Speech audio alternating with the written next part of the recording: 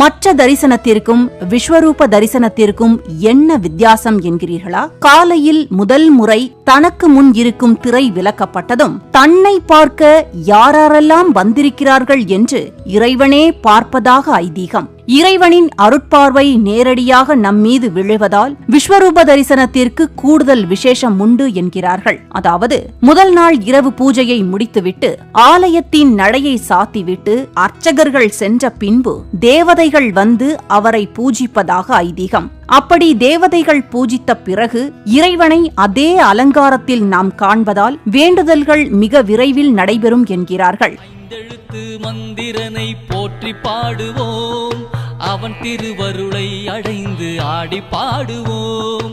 ஐந்தெழுத்து மந்திரனை போற்றி பாடுவோம், அவன் திருவருளை அடைந்து ஆடி பாடுவோம்.